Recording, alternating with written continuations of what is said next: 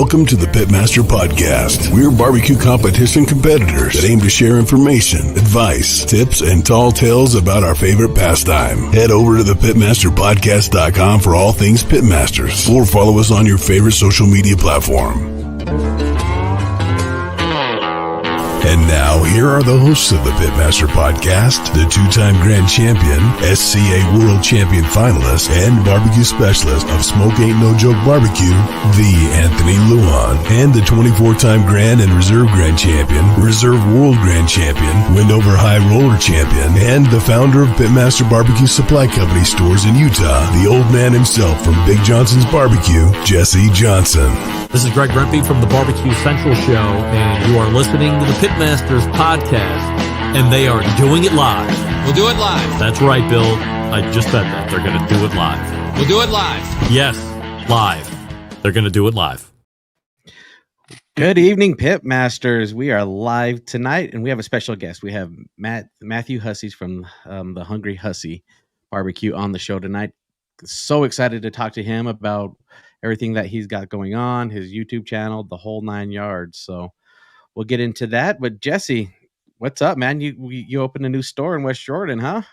Yeah, we did a soft opening this past Saturday. They had a great day, and then we're going to be doing the grand opening during the Labor Day weekend. Super excited for that. Got the mayor coming out for a ribbon cutting on Saturday at 10 a.m. So if you guys are out and about, going to have a bunch of free food, some gifts, some prizes. Should be a whole bunch of fun. So that's awesome, man. I was unable to make it to that soft opening. I wanted to. We had our weeks off, but I ended up cooking a competition, an SCA event this weekend. So how'd you do? I did really, really well, man. I entered just one steak and ribs. Ribs I took fourth. And I think there was like 12 people. So the ribs actually were, I expected them to top third. Yeah, exactly. So yeah, I thought they were first place, honestly, but everything we turn in, we think's first place, right? Yeah, always. Yep. Yeah. And then on the SEA side, man, I was able to pull out a second place, which was awesome. It was super awesome. I had a really good score too. Any hand downs on that? You've already got yours. So yeah, it passed down to, I do believe, third or fourth. So nice. Yeah, and dude, what was your score? It was lights out. 50 on appearance, 50 on doneness, 50 on texture, 52.7 on taste. Ooh. And they got me on a overall impression with a 49. One judge didn't like me, knocked it down to a 9 instead of a 10. So wow, but it's all good. Yeah. I discussed it with Steve Conaway, and he said he's heard, we don't know if it's facts, but he's heard why judges are writing down scores after they taste it. There could be a slight aftertaste that they don't like, and then that's why they write that down on the overall impression. So yeah, it's kind of frustrating. You never know. It's just, yeah, it's all good. Second place isn't a bad spot, man. Yes, it's the nature of the beast in Utah. Because there's a bunch of assassins in Utah. So yeah, right. I understand. So yeah, but we had a great soft opening, and Kim, it's Kim and Troy Goodrich they're my franchisees at that store. They're super excited. They're super knowledgeable. So if you're in that area and need some help on how to cook a certain thing, or you need help on flavor profiles or whatnot, they're more than capable of helping out the beginner or the intermediate, even some advanced cooks. So right. Well, man, we got Matthew on here, man. He shared this video, and we have a lot of viewers this evening. And thank you for everybody who's tuning in. We're gonna get to Matt here soon. Hey, did you see the shirt I had on? What's that say? Since we added Real Salt as another sponsor for the chili cook-off, if you use any Real Salt products and you can show it on your posts, you get an extra $100 towards winning the chili cook-off we have in October. Right. Yeah. And speaking of that chili cook-off, we're at 12 judges signed up. I'm not sure exactly where we're sitting at for entries. Do you have any idea on that, Jesse? I know about 4 or 5, 6 people that I've known signed up. We're right around 10 entries right now. So 10 it's rolling, entries, guys. So yeah, it's rolling. We're gonna get that going, and hopefully we have a huge prize pool for these teams, man. It's gonna be awesome. Yep. Yeah. And then the Two Kings, was it Two Kings Customs? Or no, Two Kings Metal Fabrications is going to be donating trophies to us. Yeah, it's gonna be awesome. Yeah, it's awesome. So make sure you go out there and follow all those sponsors, and then make sure you get some real salt ready for the competition for your chili. So, and then are you done with your backyard comps for the season, or is there you have one more coming up? No, we got tomato days this weekend. Yes. Yep, tomato days is this weekend. We still have room for more teams, and then we're going to have another competition at the Layton Pitmaster location, and then we are going to do one at the new location in West Jordan. So that's got room for probably 30 teams down in West Jordan.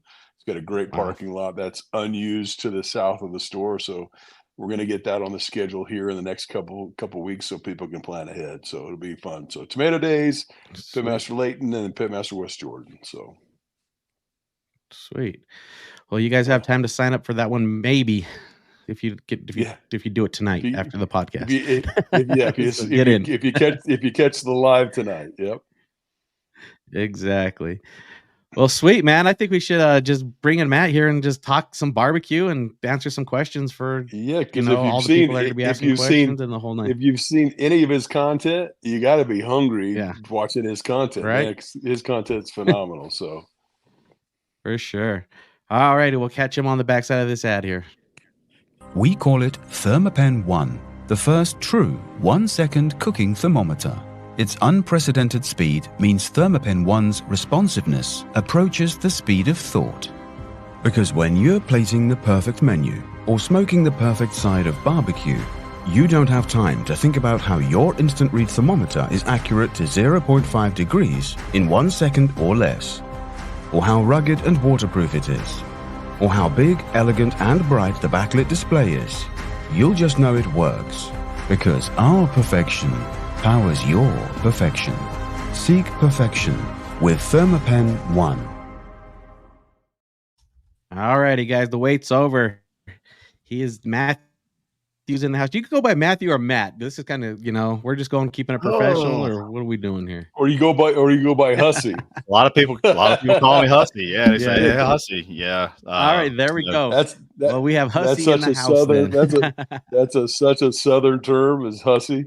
Yep. A lot of people, personally, family wise, always call me Matthew. Professionally, I was Matt, or Hussy, and then now a lot of people just say Hussy. Yeah. Got it. Well, sweet. Here we are, man. You got a lot of viewers clicking in and got super excited for this show tonight. So let's just get it going. I'm ready. Obviously, everybody kind of knows who you are. That are just chiming in, but our new listeners who maybe not came across you, the guys that are living under a rock, go ahead and tell them what you do and who you are. Yeah. I'm really nobody. So, I'm just a regular guy. Matthew Hussey is my name. A lot of people say, what's your name or what's a Hussey or whatever. And I say, it's my last name. Live in Central North Carolina. About my whole life, actually. Very close to Lexington, North Carolina. I don't know if you know about in the barbecue world. Lexington's got their own style of barbecue. You got Lexington style and you got Eastern style. And there's a hard line too, about around Durham or so. What's the difference between the two? Difference between the two is there's a couple differences. One is Lexington does whole shoulders. So that's the picnic plus the butt. And Eastern style does either half or whole hog. And then their sauce or their it's not really barbecue. Well, they call it barbecue sauce. Lexington calls it dip. And it's basically a thin barbecue sauce. It's around 1 part ketchup, 1 part vinegar, and about a half part of water. And we call it dip there. And it's got salt, pepper, red pepper flake. Some people, butter, some lemon juice. Just everybody has their own little recipe, but the general basis is ketchup, water, vinegar. Kind of just a thin Carolina vinegar sauce. Yeah, with ketchup in it. Yeah, then Eastern style's vinegar, right? No ketchup. So you just got vinegar, water, probably some sugar, red pepper, stuff like that. Pepper. Gotcha. So yeah, there's two different kinds, and then their slaw's different as well. Lexington does red slaw, and then Eastern North Carolina, they do a real fine chop mayonnaise type slaw, and it's really sweet. So a little bit of a difference there, but both really, really good. Yeah, living here all my life. You know, I do been doing YouTube since 2016 or so. Kind of started out. I had gotten a big green egg first. That everything got sparked onto, right?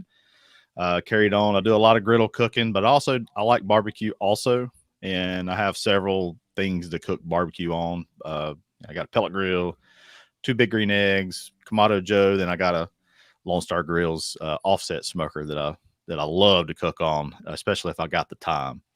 Yeah, he makes really good pits.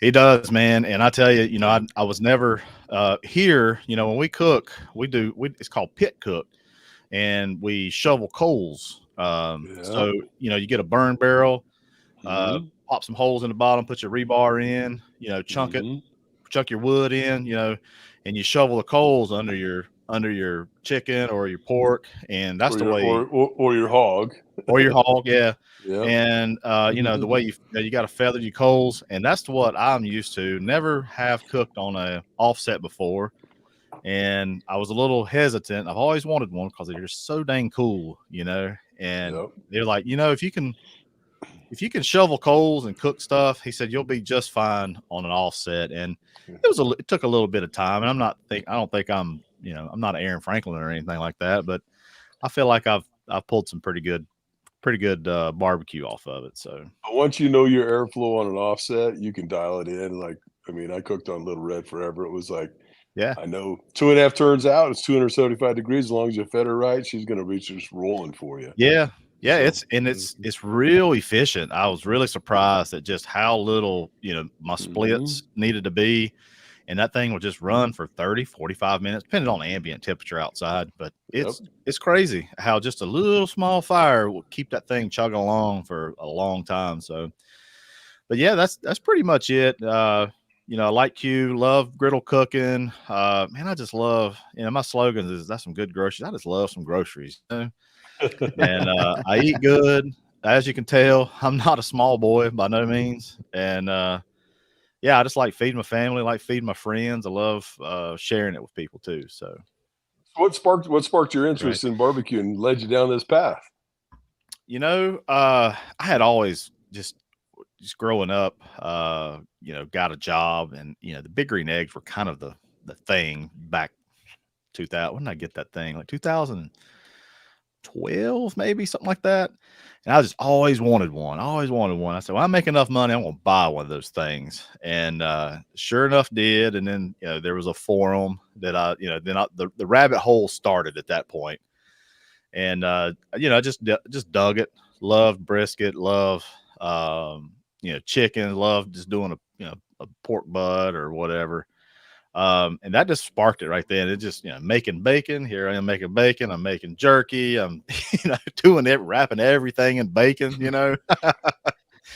Right. And then then there's all kinds of other, sous vide. There's, it's never ending. The fun you can have with these things. But I would say, it was that. And then just cooking, cooking shoulders. Helped do that a couple times for some fellas that I know. We have fundraisers around here. A lot of churches, a lot of fire departments do fundraisers, and they have these pits out by their fire department or by their church, and that's what they have. And it's really fun just shoveling coals, hanging around the burn barrel. Right. So, what made you decide? Hey, I'm gonna jump on YouTube and make some videos. I've been there before, that kind of the foundation where you're like, I'm just gonna film some videos and put them on YouTube. And I'm I'm sure there's been hundreds, if not thousands, of people who's just done that and then put one video up and it's like, oh, I got like 2 followers, 2 views, I'm done. Yeah. You know, what was the point of like you going on and continuing to make YouTube videos? Man, I tell you, I hate quitting. I don't quit hardly anything. So if I start something, I'm in it. And so what kind of spurred it? My wife had she bought me a black stone for my birthday, and I had previously been taking pictures, nothing but pictures on Instagram and things like that. And this marketing agency had reached out to me. He's like, hey, would you mind, you want to be an influencer? And I was like, what the heck is this? I never heard of anything. I was just taking pictures because I love photography too, and was always big into that. And never thought about video in my life. Didn't even know what YouTube was. I used YouTube as pretty much like a Dropbox. I was using it as storage basically. And they was like, yeah, you should follow this one guy. His name's Todd Toven. And he makes YouTube videos, and he seems to do pretty good. And I started getting on YouTube, started looking. I was like, I got all this dang equipment, so why not I do this? And I learned then that it was really hard. And you put that first one up there, and it's like, man, do I look robotic? Do I look scared? And yeah, you're kind of like a fish out of water, especially if you're not used to doing video. You're not, used to, eye to eye with a camera, trying to connect with the camera. It's a tough thing to do. Sometimes you can do it, sometimes you can't. But it was at that point, and I started kind of building the community. I started really enjoying connecting with people. People that was enjoying my cooking, people that was enjoying just me. I still think it's weird that people enjoy watching, but they do. People that have rough times, or going through rough times, and they say, man, you really helped me get out of this hole, whatever that hole was at that time. Dude, you got me out of it. A lot of people with COVID during those times, people were feeling lonely. People were feeling, again, that hole. And I was a void. I helped fill that void, and that means a lot that people enjoy that. So. Right.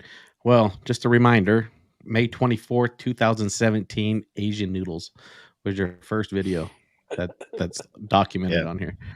2017. Wow. Yeah. Yeah. Do you remember that, Cook? Yeah, I didn't even show my face.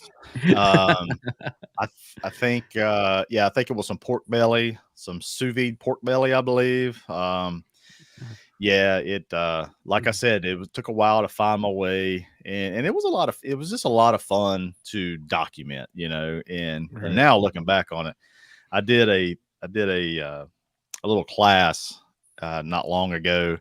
And it was just basically, finding your voice, finding your style, being comfortable, being a host, that kind of thing. And the little video I played for the class was some of my older stuff. And it was like, I always tell people your first 10 videos are going to suck. Your first 20 videos are going to suck. Your first 0 to 50 are not going to be as good as your last 50. So it's just an ever revolving thing that you just got to keep pressing record, keep doing it. If that's what you enjoy, if you hate doing it, then, don't do it. But if it's something you really, really enjoy, you just got to press the record button. And that's what I tell folks that wants to make content, is to just hit record. Right. Yeah. We have our YouTube channel for the Pitmasters Podcast. Everybody who's watching, make sure you go and give us a follow. But yeah, this season, I just said, hey, we're just going to start making videos for people to watch, because we got some great feedback from our team last week that it's cool to see the faces to the audio that people listen to as well, Right. So I think YouTube is definitely a great channel for that, so, but man, like, I'm looking through your YouTube channel here while we're just chatting, and all the videos, you know, your best performing videos are your flat top videos. And I know that's what you specialize in a lot, Yeah. but flat tops are, I feel like if you know, you know, if you don't, you're behind. How do you feel Yeah. about the flat top game, you know, with Black Stones coming out, you know, and then Traeger's releasing them, Rectex coming out with some, you know, I think it's in complete transition now. Not even 2 years ago. I think it's transitioning now from people who are outdoor, you know, smoking and everything like that are starting getting to the flat top cooking. You know, I feel like it's a great tool for Yeah. me, just being, you know, a dad, a husband, and being the cooker of the family to get something on the table quick, the best way possible. You can't beat the flat top. And that's where it's at. I mean, you can just cook it. I mean, it's so quick. It keeps the stank out of your house, keeps the mess out of your house. Keeps the heat out of your house. Heat out of your house. Hot, golly, yeah, for sure. It's, you know, it's hot outside, right? Even right now. Humidity's crazy. But yeah, it's a big phenomenon for sure that everybody wants to get into that space. It's a big space for sure. And yeah, most of my most performing, and that's just kind of how YouTube goes, where, you know, if I post a smoking video, it's not going to get the views just because my audience just isn't used to it, right? And I've kind of teetered on, should I make another channel, you know, for barbecue? But then it's like, geez, I don't have that much time. Doing smoking videos takes a lot more time to do, and it's just, you know, I don't think I can overcome that doing another channel on top of my main channel. So Right. if I didn't have a regular job, maybe I could, but it's a lot to maintain. Yeah, it looks like you spent a lot of time and up, people don't up realize in Logan and Utah State with Blackstone. I was digging through your Facebook. You spent a lot of time in Utah. Yep. I've been out to American Fork before for ThermoWorks. We had an event for the Thermopen 1. Yep. I was in Logan back in July. They had it was a social summit, which is really cool that they put on. So I'm a part of the Griddle Pros of Blackstone. And I have a show on there every week. On Saturdays is when my show airs for Blackstone. And they have other affiliates along with them. It's called the Griddle Crew. And so they invited everybody from Griddle Crew to come out. And that was a class. One of the classes that I taught was just how to be a good host on your show. And most of it's, you know, being reps and all that kind of stuff. So that was my second year going to Logan there at Blackstone's headquarters, which is real beautiful, real pretty area. Had a lot of fun, meeting a lot of people. And then, you know, in this Griddle Crew affiliate group is just growing every year. Everybody's everybody loves the Blackstone. So they're just hardcore Blackstone folks, and enjoy cooking on their griddle too. Man, so they had a judging contest, SCA judging class. Sorry, those are the words I was looking for. Just this past Saturday. I struggled to get there. We made it. A long day at work. But Nate Benson, he was out there. He was asked to help cook the steaks for the class. So I had to go over there to grab some stuff. Anyways, and so he's like, "Hey, do you want to help cook some steaks?" I was like, "Sure." I was like, "You know what? I'll pull up that flat top and I'll cook some flat top steaks on that and turn them in." My first one, I was like, "This is awesome. This looks great." Yeah. Then my second one, I was like, "Okay, this is even more awesome." And then the third one, I literally looked over to Nate. I was like, "I think I'm just gonna bring my flat top and use my flat top to turn in a steak tomorrow." Yeah. But, you know, I go back and forth. Man, the quality that comes off that is crazy. Yeah, sear is good.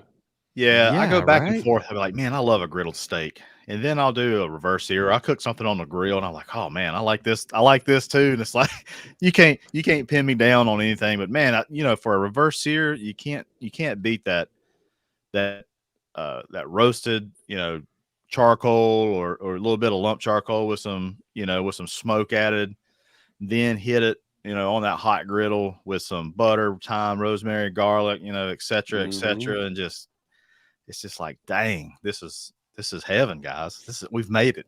Right. Yeah, because we just started right? selling flat tops this year, and when we started getting flat tops in June, and we've sold more flat tops than we've sold grills, smokers and grills this year so far. So Yep. It's been amazing. Yeah, and I think it's just it's just a big skillet, and you can cook just so many things on it, and it's fast. Like I said earlier, it's just very convenient. Cleanup's easy, but barbecue is good too, so it has its place. Yeah. But yeah. All right. Yeah. My brother cooks guys. a lot of meal prep on Sunday. Oh, What do you think about that? Let's see. That was just one that I turned in for practice. What do you guys think about that? Honest opinion. Good color. It's very good color. Right? Yeah. I don't hate that at all. Is that the one you got second place in? No, that was just a test. Oh, that was one just that I was just turning into the judging class. Yes. So I'm thinking about doing it. I'm thinking about turning one of those bad boys. You're coming back with Rusty's the sear revolution. Yeah, that he's died on that mountain. He died on the mountain. We're not doing sear revolution. We're just gonna try something new that I haven't done.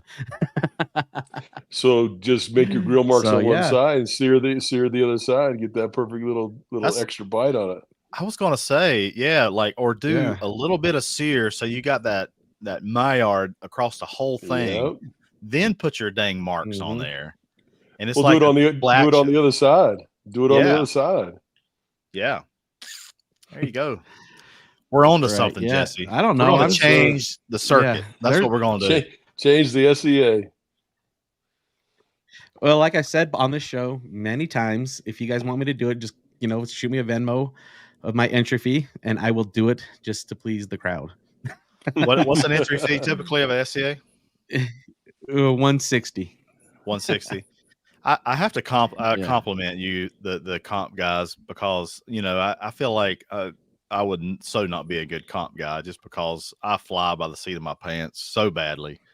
I do not plan for nothing. Like they'd be like, "Who's this cat?" And I'd be dead last, because for whatever reason. But yeah. Yeah, you never try something. No, man, that you haven't practiced multiple times. So. No, that's on a professional side. On Anthony's side, I'm just gonna bring an air fryer and try an air fryer steak and see what the hell happens. So you might as well. I'm gonna cook one in a pizza oven. Let's see what happens.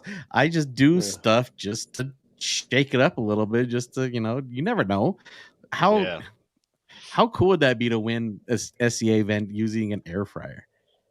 It'd be. It'd be break cool. Those barriers. People's want to on a shovel. Yeah, exactly. That's how hoe cakes. Well, I think you'd do great. You'd be better off with a pizza oven. Yeah. You can get a good sear on that, but a flat top too. Maybe I'll just go up there and sear it off on a black top. Maybe I should go and borrow your what is that machine that you have up there, Jesse? The one that the automatic rotisserie. The Brazilian grill. Yep. A bacana. Yeah, maybe I should do one of those. Maybe I'll maybe I'll do that with the ribeye and see what happens. If you we'll rotisserie a ribeye. It works good though. If you just it's gotta be thick enough because 1.5 inches is about money. Then you just do offset coals on both sides of the rotisserie and it just sears it up nice. Yeah. See, with the new RFX, we can change the RFX in. RFX can handle the live fire heat. It's a game changer, baby. I like that RFX. I tested it last week. I saw that you had when I was pretty jealous. So I'm a retailer and I still don't have mine yet. He doesn't have it. He had to send it back, right? I did. Yeah, it's gone. I sent it back Monday. Yeah. They you can have it, gone. Yeah, but you can have it for 10 days only. Yeah, there's been the kit that's been going around to you guys. Yeah, so I get a lot of people like I see these people that have them. I'm like they don't have them; they borrowed them. Yeah. Yeah, we don't put that in But they're the it's fine text or anything. yeah, That's yeah. gonna be a But game it changer because with one gateway yeah you can run up to 50 probes. It's gonna just Yeah. people buy you buy your entry kit and you start buying probe after you can afford probe after probe. Yeah. Yeah, yeah. it's gonna be interesting to see how that changes the game in the barbecue world and the grilling world. Yeah, yeah, up to 50 probed, right? That's cool. 50 plus. I don't know 50 I don't know how many. plus. Yeah, I don't know how many Well, more they're yeah, planning on it. yeah, But that yeah. yeah, you They can said depending on your connection, it's gonna be up to 70. Yeah. yeah, depending on your interval rates and your connections. Yeah. Exactly. I'll never come close to I don't that. know. Never. Yeah, I don't know who's gonna need that many probes, but somebody Yeah. could.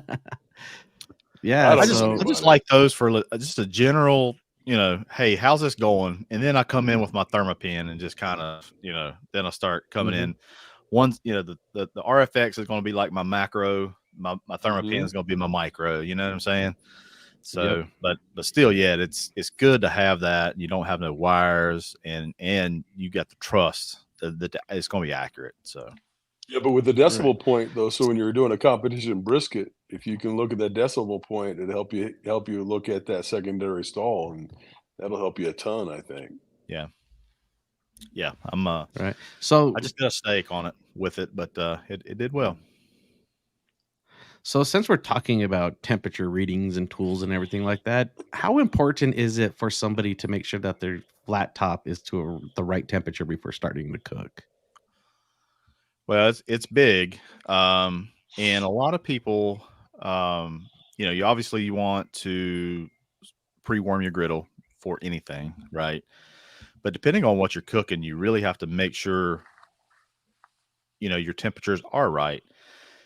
My biggest tool, I have it on my channel all the time, is that Thermopen IR. That way your griddle temperatures. That's my most favorite tool, because it's got my instant read, tip plus the thermal infrared as well.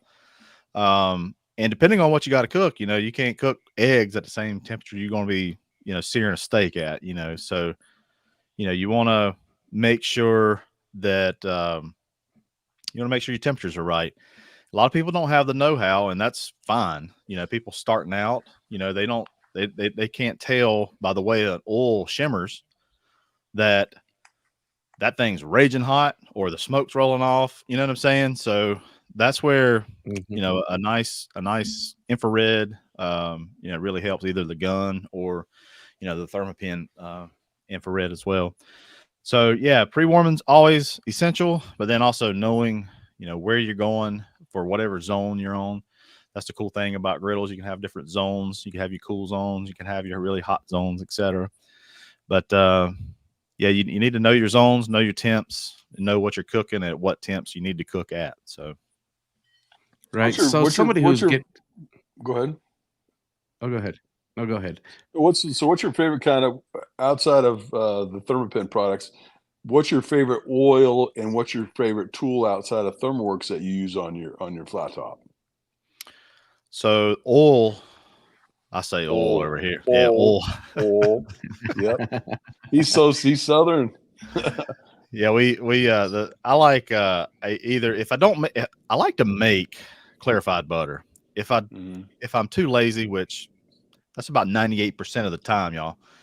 I like to use avocado oil. It's got a high smoke point. And that's the other thing is that you got to make sure too that your oil that you're using correlates to the temperatures that you're cooking at. If you're cooking butter, you're not, you'll roast some butter in a heartbeat. You make it nasty. But I use avocado oil. It's called California brand. I don't know. You guys might seen it out in the grocery stores. They have an avocado olive oil blend that they sell, and it's a really good company that's sourced, California sourced, a little expensive, but I dig it, and I use it pretty much exclusively, that or just straight avocado oil, or if I make clarified butter. I just don't like I don't like buying ghee for whatever reason. It just has a taste to it. I like making it. I don't know what they put in it, if you buy a jar of ghee. But yeah, oh yeah, that's great right there, Anthony. Your oil temperatures. So I generally go with avocado. It's right on up there. And as far as favorite tool that I like to use, I tell you what, do you guys use a pigtail flipper by chance? All Oh the time. yes. Love my neighbor, my old neighbor that I used to live beside of, made me a couple, and he's a blacksmith. That's a little side gig. And one day we got to talking. He came over and he handed this thing to me. I said, "What in the world is this?" I'd seen him before. He says, "Pigtail flipper." He said, "You like to cook a lot of stuff," and he said, "I got you a long one, so that way you can reach into your pit and flip. You don't have to get your hand in there." And he said, "I made you a short one. This is for your Blackstone." I was like, "Dang, that thing! I use it on everything. Pancakes. You can put it on pancakes too. You got to be careful; they're a little tender." But made me a really nice one, and you might have seen it. It's got a deer antler on it, whitetail deer antler, and then it's got a piece of stainless steel. He forged it out of stainless steel, and I think that's pretty cool. And that's one item that I love. Next to spatulas, I have my own spatulas that I like. Everybody likes their kinds of spatulas. Some people like them. It's a little stiffer than some of them like a little bend to them. I like a little bend to mine. Actually, I can get a little bit more finesse, if you will. But yeah, I love that pigtail flipper. That's probably a really good little tool that not a lot of people know about. They forget about it. Yeah. Right. I picked mine up at a blacksmith show, and what they did is they took the railroad tie, the nail, and kind of stretched it out. Yeah, and it was like $15. It's the best $15 I've ever spent because I use that all the time. I get a lot of hate on them too. They be like, they think the piece of meat's like a balloon. They were like, you're gonna mess all the juices. All the juices are gonna fly. It's like it's a water balloon or something. I'm like, look, guys, it's fine. Trust me. Yeah. I picked up a set in San Antonio, and I think I paid like $125 for like a couple different nice pieces, long one, short one. But they had the coolest longhorn out of steel on the top. It was just, and I have no idea where they are anymore. Yeah, so they're cool. I got one for the kitchen. It's just, especially once you figure it out. I love using that thing. So do you use much like Wagyu tallow on your Blackstone, or even some of that baking up? I love baking up on my flat top. Oh, that's good stuff. Baking up's good. I use it a lot. I use the Wagyu beef tallow if I'm searing a steak. If I'm doing like any kind of like venison, doing some deer or something, I'll use that Wagyu beef tallow to fry like a little bit of a tenderloin in, just because it's really dry. Well, it's just super lean, so you have to be careful not to dry it out. That's right. Yeah. And but yeah, did a pork loin the other day. I used bacon up. That's what I used for my binder, was bacon up. But yeah, it's nice. It's so good. It's good to do vegetables in, especially in duck fat too. Also some taters or something like that. But yeah, I got all that mess. Love using it. So when somebody's trying to get into the Blackstone or flat top, I should just say flat top. We talked about the hot zones and cool zones and everything like that. What would you recommend somebody to buy? They have 2 burners, 3 burners, 4 burners, 5 burners, and 6 burners out there. What would you recommend for somebody? They're gonna go out and buy one. They don't want to buy. Maybe they have to buy one because of their financial scenario. Would you recommend to save up to get into more burners? What is your recommendation? Where's your entry level where some people should come into? I tell people, I get this question all the time. It's a good question. I tell people, get at that point where you're at that point, get what you can afford, both money wise and space wise. If none of that's really an issue, I recommend the 36 is pretty much the standard. And some people will say, yeah, but it's just the 2 of us. Yeah, it's just the 3 of us. But that extra space is gold. I mean, if you're doing fried rice, for 3, I mean, that's still a pretty good little bit, you know. So you got that other side over there that you can push stuff to that's either cold or, you know, you can just leave it warm, you know, however. But now if your budget, you know, 28, that's either a 2 or a 3 burner. Plenty of room too. The 22, I've pushed a lot of meat on a 22 before, my little travel Blackstone that I take to the beach or wherever. I've brought a lot of stuff off of that, but the thing is just you got to take stuff onto a tray, you know, while some other stuff is, you know, coming off, and so you just got to work in batches a lot differently on the smaller ones. But yeah, I say get what you can afford first. Space, if you got a small, you know, you might have a small deck or whatever, maybe a 28 might be in store, but my recommendation, if you can, you know, if you can swing it, a 36 is where I would start personally. And that's those little portable Blackstones are super nice. They're light. You can set them up on a table somewhere to cook if you're going portable, or you're going camping or going hunting and whatnot.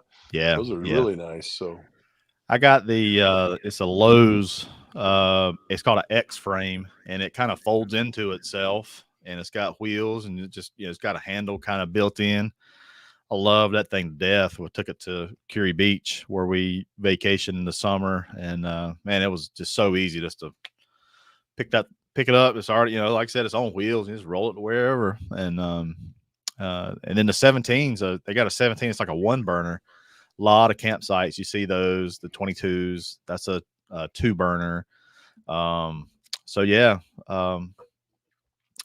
Again, going back to whatever you can afford, whatever your space, your deck size, you might be in they even have the E series too, 17 and a 22. If you're in an apartment or whatever, you can take it inside. So sweet. Hey, Jesse, can you turn down your headset just a little bit? We're getting feedback just a little bit. But yeah, but I have a 3 burner. I feel like it's just a hair too small. Yeah. So I agree with you. And that Camp Chef was able to. I got that one. I think I wanted, or somebody sent it out to me, but I feel like it was just a tad bit too small. So I think the 4 burner is a great entry level. Yeah, and the camp, that's what we sell at the stores. The Camp Chef, the Gridiron 36 is perfect size, built really well, and it's entry level. I mean, it's only $500, so you can get into the game pretty easily and get a really nice, well built grill for $500 nowadays. Yep. Yeah. I a lot of people have come to me and say, man, I went with the 28. I don't think they wanted to spend that extra coin on a 36. And it's like, you know, they have a little bit of remorse. Man, I wish I'd have got that 36. Just a little bit more space, a little bit more BTUs, you know. But, you know, that's just the way it is. Some people love their 28. I got a buddy, Kent, lives out in Iowa, loves his 28s. I think he has 3 of them, matter of fact. So, you know, that's just that's him. But a lot of people has had some, you know, a little bit of remorse to say, oh, you know, I wish they had the space that wherever they were cooking at. They just didn't want to spend, you know how it is. Sometimes money tight. So, yep. We had a great comment from John here. He says Blackstones with the hood instead of a cover is so beneficial. I agree for sure with that. But I kind of slightly disagree because the hood is nice. You can close it down. You can shut it down for the night, you know, quickly. But putting a cover on it, you're protecting your product that you spent your hard-earned money on. You know, you're keeping the dirt out of there, you're keeping debris from flying around from storms that come by, and then also, you know, it kind of will get weathered if you don't put a cover on there. So I think both are essential. Yeah, both is the call, because you can put a silicone mat down on your griddle surface, close your lid, and then put a really good cover on it now, and then you're protected across the board. But I think that lid is especially one that's attached, not one that can lift off and hook on the back. The attached lids, that's the game changer. Then you can even steam if you need to. If you got that lid closes really nice, you don't have to put a dome over something that you're going to steam. You just close the lid for a little bit. Yeah. Both is essential. I agree. But if you're like me, don't know if you remember me last. I said I'm not that OCD kind of guy, You're Anthony. lazy. So I'm a little lazy. Me And too. it's like, put it later. Later never comes, man. And I'm like, man, Right. this thing's just sitting out there, and here I got this storm. And so the hood is definitely the hinged hood is definitely something that works well for me. Right. I don't know. I guess I am on the OCD side. I'm out there cleaning it while the family's still eating. You know, I ate my dinner and they're in there, conversating. I'm outside cleaning it, trying to, burn it off, add oil, get it cleaned off, and then I wait to go out and put my cover on. Sometimes I forget, but most of the time I do remember it, and that I go out there and put the cover on just because it's an investment. I want to protect my equipment. It's kind of like my car. I like to put a nice wax on it every couple months just to protect the paint. It's an investment. And Jesse gives me shit all the time. He can vouch for this. I'm probably one of the most cleaner cooks that in the competition side. I'm always wiping my stuff down, making sure my smoker's clean. I don't know. I feel like if it looks good, you cook good. I think most really good cooks have a clean cook site. There's only a few really good pitmasters out there I've seen that have a messy cook site. I'm like, how do you do that? I just can't cook in a mess. No, I can't either. But my smokers have to be clean too. I panic if I drop barbecue sauce on the side of my smoker. I'm like, let's clean that up now before it causes problems. Yeah. I think it builds character. That's what I was like, that's character right there. Some people say it adds flavor. It's seasoning. No, there's seasoning in that grill. Oh, not at all. But man, we're winding down here at the end of this show. Let's talk about some of your recipes. What is your favorite? And then what is your not so favorite one? Everybody has a cook there like that looked great on film, but I really didn't like how it turned out. But then this other one, I gotta make some of those hot dog grilled cheeses. Those are two of my favorite things on the planet. Dude, those were really good. Those look great. There was so much dang cheese on there, man. I just kept pounding it on there. So one of my most favorite things, I love tacos. I mean, I would do some sketchy things for tacos. I love tacos. For whatever everybody reason, likes a good taco. It doesn't matter. And all the times tacos, it doesn't matter. But I like the phrase, I'll do some sketchy stuff for tacos. I'll do some sketchy stuff for tacos. Yes, sir. Yeah, you'll go to sketchy neighborhoods. You'll go, everything for some good tacos. Sometimes I'll say I'd eat that off the hind end of a goat right there. And it's just like, dang, I love a taco. But worst thing, man. I shouldn't say worst thing, just what cook that you were just like, I'm still gonna post this because it looks great. But personally, you didn't like it. Yeah, well, you would. There was one that was actually not too long ago, and I wished I would have. I wasn't it wasn't bad, and I think sometimes you have to understand that somebody out there might like this, and it wasn't like, oh, this is disgusting. It was just like, I was a little underwhelmed, and I made a crab ragoon grilled cheese that I had in my head that I thought that thing was going to be like the best thing since sliced bread. And we tried it, and I don't know, maybe I wasn't a fan of the, you got to use the imitation crab. It just didn't have what I was looking for, but it wasn't bad. I mean, we ate didn't have that pop that you were looking at. Just didn't have it, like a crab. Yeah, I was looking for something, and maybe I was looking for a little bit of a crunch. I thought about putting like the little tortilla strips or the wonton strips for a little bit of a crunch, maybe. That's most recent that I was a little bit underwhelmed with that, but I think I still ate like half of the dang half sandwich. So, I mean, it wasn't that bad, but I just kept like thinking like, how could I really improve this? That's kind of the way I rationalize things in my head. Like, how can I elevate this just a little bit more? But, wasn't terrible, but tacos is my jam. I love tacos, love steaks, that kind of thing. So yeah, breakfast on the flat top is kind of the king. Your hungry man breakfast. I was like, oh man, I need some breakfast now, and I'm getting ready for the podcast. Dude, man, you might as well just be a Waffle House cook. I mean, you got it at your hands right there. It's like, all right, scattered, smooth, chucked, and covered, coming right up. Let's go. Right. What about your favorite though? What was your like, man, this is amazing, and like you're like, I need to do this all the time. Other than tacos. Yeah. Sheesh. A video you're talking about? What was that? Just anything that you just even cooked at home. Yeah, just something that. I'll tell you what. Favorite recipe. Yeah, I cooked something that was really good. We had some friends over, and I cooked a bone-in pork loin, whole bone-in pork loin, almost the whole thing. Lathered it up with the bacon up. That's the one I was telling you about. I did lather it with bacon up as a binder. I used. I have two seasonings that I have.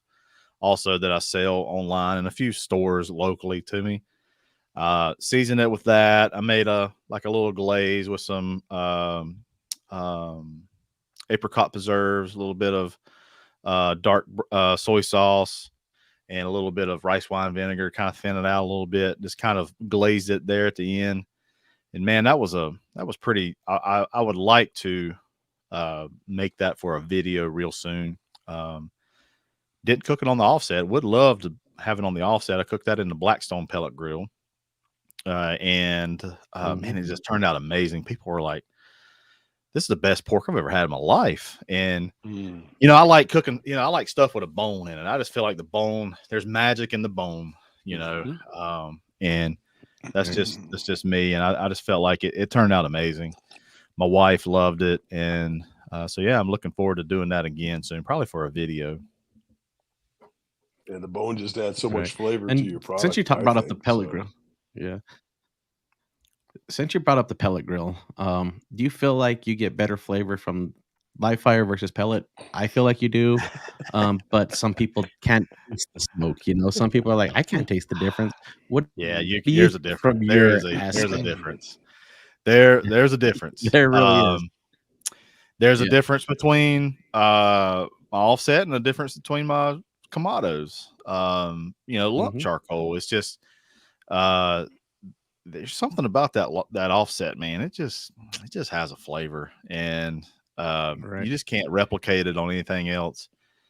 But when your butt's up against the dang wall and you got to get something out and you don't have no time to babysit something, it's one of these other suckers that's going to get the call, either a pellet or the Kamado, and a lot of times it's the pellet grill that gets the call.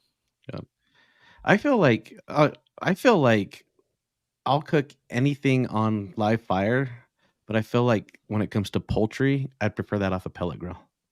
Just because it doesn't take on that. Yeah, I just feel like it doesn't take on that super, super smoky flavor. I feel like poultry just sucks up too much of the smokiness. I'm not a fan of. I smoked a turkey on my offset. I wasn't quite as pleased. I like it off my Kamado, and you're right. On the pellet grill, probably a little bit better. The only problem with the pellet is I can't get the skin just right yet. The skin still kind of comes out a little rubbery. With my Big Green Egg, I get a little bit better skin. But yeah, I agree. And poultry takes on smoke so well and too much a lot of times. You just gotta run your pellet grill a little bit hotter, run it in that 400 range, and then take it up to 202 on the internal temperature of that chicken and help crisp up that skin. Yeah, that's what I do. Yeah. I don't think I've played around with it. Just ditch the skin. Man, ditch the skin. Man. I'm saying that right now. You gotta have the skin. You gotta put that on. Like on my turkey.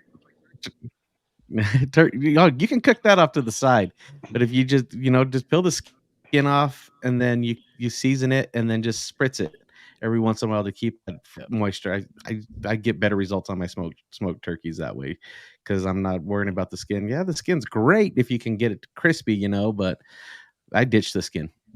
Yeah, especially on the big birds. I don't even do whole turkeys anymore. I just do a sweetheart breast, and that's just the breast, right? Edible. So you just rip it off, and you give it a little bit of rub, and the rub kind of takes on the texture of skin, and people think it's got skin on it anyway with a little bit of rub. Yeah. So just Just some spritz and some butter, man. Yeah. Yep. Yeah. Home run every time. Home run every time. And then you can just take the skin and then just deep fry it. Then you can make your own, chicken skin chinchulines. No, you make chicken skin tacos. You put them in the shape of a taco. Yeah. Deep fry Now you're those. grossing people out. Dude, we sound good. But I've some done people that. are like, no, That no. is so good. So you're speaking my language, Jesse. Turkey skin tacos are the bomb. I mean, that's like fried chicken. People be fighting over fried chicken skin. Yep. True. That's where all the flavor is on fried chicken, right? Yeah. Everybody eats fried chicken just for the skin. Anthony doesn't have any Southern in his roots, so no. I was the first one born in Utah. My family's from Picayune, Mississippi. Anthony's from Utah County. So I know you got to go, Anthony, but one of the things in Lexington, what they do is the whole shoulders that they have. So it has a lot of fat on it. They take that fat off and they deep fry. It's the skin and the fat, and they deep fry it. Yeah. And so you can get an order of skins along with your barbecue. Man, I tell you what, a barbecue sandwich with a skin on it, woo, delicacy. Yeah, there's the I don't mind it. Like I said, the only reason why I eat fried chicken is because of the skin. But man, you got to remember, I came from Utah, and my family's very Hispanic, right? So we've dealt with skin like this before. We make chicharrones with salsa, all that good stuff. So I'm not scared of the skin. Just some people are grossed out by it, and I'm just letting people know that there is a small percent of people that don't like it, and they just ditch it. It's a t-shirt design. Don't be scared of the skin. Right? Don't be scared. You want to know what the best bite in the world is? I feel like is grabbing after you do a whole hog, you grab that cheek muscle and just grab that cheek out with the crispy skin and just that medallion. Home run. Yep. I don't think there's anything better with that, cheek skin and the cheek meat bite. I agree. Yep. Home run. Yeah, I'd concur as well. Yeah. It looks like John's neighbor likes some lengua. Oh yeah. Have you gone down that road before yet? I've never made cooked lengua it. Tacos or anything like that. Never cooked lingua. I have had lingua, and it's not bad. Not bad, but not something I want to just go and do. It's the only meat. It's the only meat that tastes you back. Yeah, it wasn't bad. There's a place out in Utah in Logan, really good little taco spot. What was that place called? They had lingua too. I think I got some there. As a matter of fact, but yeah, they were pretty good. It has to be done good. So the secret to lingua is being able to boil it and remove that membrane off the top of it. Yeah, you achieve that, and then you can slice it up and then cook it. It's really good. The key is to getting that membrane off. If you don't get that membrane off, it's just chewy and gross. Yeah. So I challenge you to some lingua tacos for a YouTube video in the future. You gotta do the air fried steak on the or just a Blackstone or what a griddle steak, either one. I'll kick in some of your entry fee too. Sounds great, man. But so is there any, major things that you want people to focus on right now, or just, go to your YouTube channel, follow the subscribe button, watch your videos, comments? What are you looking for your fan base to help you out with right now? Yeah, just I tell everybody all the time I love them. This is part of me. YouTube, that's my biggest following. Head over there. Love comments, love interacting with folks. Personal level, I'll post some personal stuff over on Facebook, Instagram. I would say a lot of that secondary. YouTube is my main focus. That's where my crowd is. But to get on more on that personal level, I like the Facebooks and the Instagrams and things like that too. So yeah, hit that subscribe button. Make sure you hit all the notifications so that you don't miss anything from me. We try to do 2 videos a week, on my channel, a Thursday video and then a Sunday video. Sundays are my main posting days. Thursdays is my secondary. And then also over on the Blackstone channel, I have a video on Saturdays that are released. So yeah, I get around. Like I said, subscribe. Love to hear from you. If you got a question, I got a website too. It's got a lot of merch. Get my seasonings. Got some cool magnets for meat temperatures, griddle temperatures. Nice little. You can put it on your flat top, put it on your grill. Know when your meat is ready, or know where your griddle is. It's got a.